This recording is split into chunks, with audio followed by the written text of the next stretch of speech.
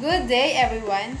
I'm Claudine and A. Velasco from BSN 2C, and today I'm going to share to you the knowledge that I have gained from our subject, logic, and on how I'm going to apply it. So, first is about logic. What is logic? Logic came from the Greek word logos, which means word or discourse. Logic has different meaning.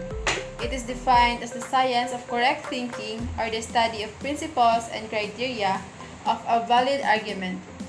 More specifically, logic attempts to distinguish sound or good reasoning from unsound or bad reasoning.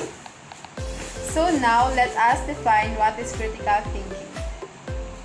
Critical thinking is the ability to analyze objectively a given fact or issue to form a sound judgment. In other words, critical thinking is a cognitive skill which includes questioning, analyzing, criticizing, synthesizing, evaluating, and judging ideas or information gathered from or generated by observation, experience, reflection, reasoning, or communication. So there are two types of logic under form and content: the material object and formal object. And based on the process thinking is the So now, let's proceed to understanding of judgment and proposition. Judgment is a mental act of affirming or denying the relationship between two concepts. A judgment is not the same as a simple apprehension, for the latter is confined with the grasping of the essence of objects, while judgment takes two concepts as related to one another, firmly or negatively. This is why Vachuber sees judgment as the act by which the intellect unites by affirmation or separates by negation. The meaning of proposition. A proposition exists because a message it intends to carry out and deliver the message is the thought content of a proposition. The very reason for its existence is structured with the three basic parts. The proposition is in the form of declarative sentence, carrying categorically the message and communicating it to people. A proposition cannot be produced without a judgment, giving it existence, while a proposition cannot exist without a judgment. A judgment can exist without a proposition. A proposition is composed of three elements: the subject, the term, the copula, and the predicate term. Also, a proposition has two properties: the quantity and the quality. The types of proposition according to quantity are universal, particular, and singular propositions. According to quality of propositions, propositions are classified under quality as affirmative and negative. Affirmative proposition is one whose subject and predicate terms are united by copula and their relationship is affirmed. The alternative copula is either is, are, or am. Using these copulas, the predicate is affirmed of the subject and the proposition. Negative proposition. These propositions have subject and predicate terms that are separated from each other due to a negative copula: is, not, are not, or am not. The relationship of the term is the proposition in negative or negated. The predicate is denied of the subject. Thus, the proposition is classified as negative.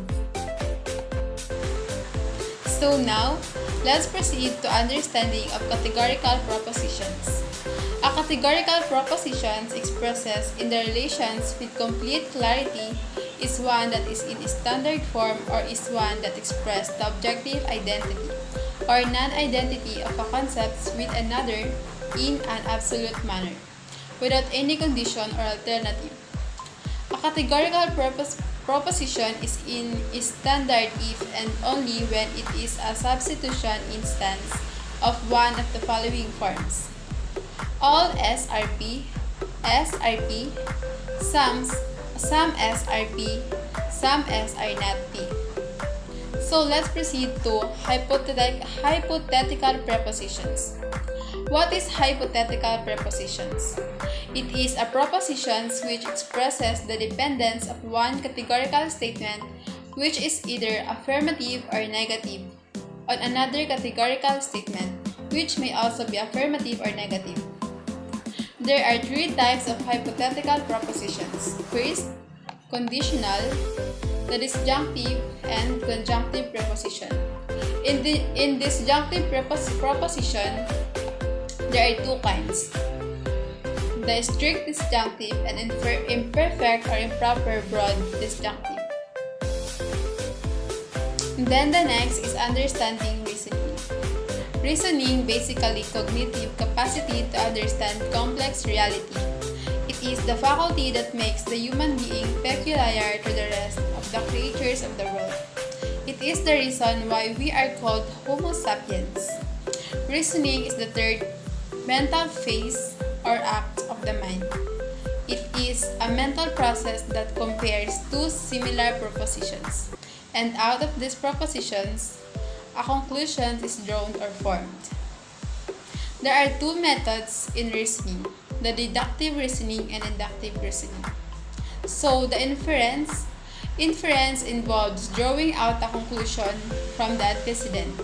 In drawing out the conclusion, two other types of inference may be considered: immediate and mediate inference.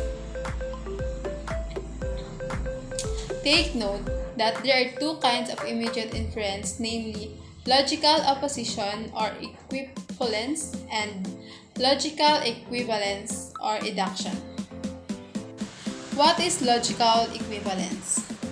It is the formulation of a new proposition by interchanging the subject and the predicate of a given proposition, or by using or removing negatives.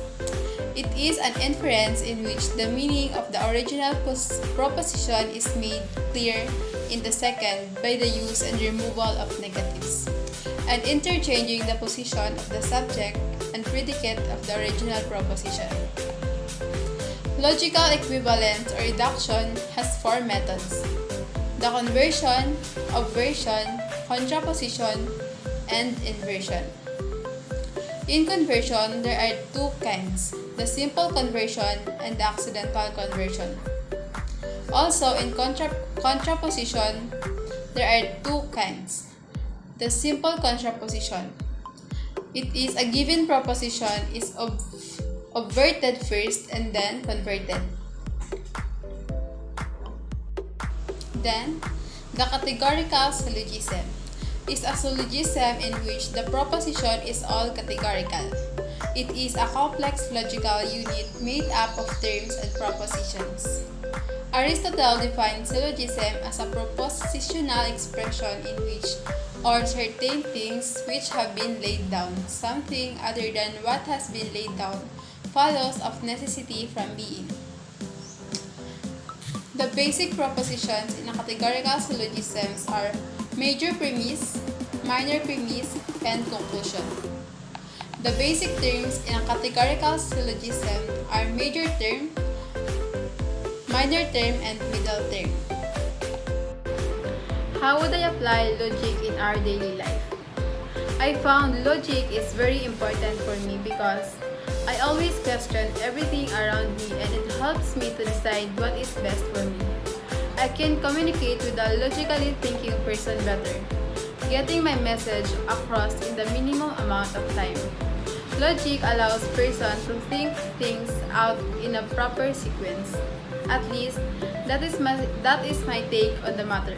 And logic allows you to see when you're being emotional. Logic allows us to thrive on a minimum wage.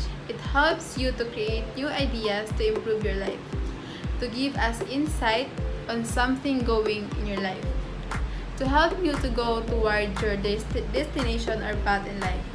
Logic helps you to think and see things more clearly. Logic helps one to analyze life rationally.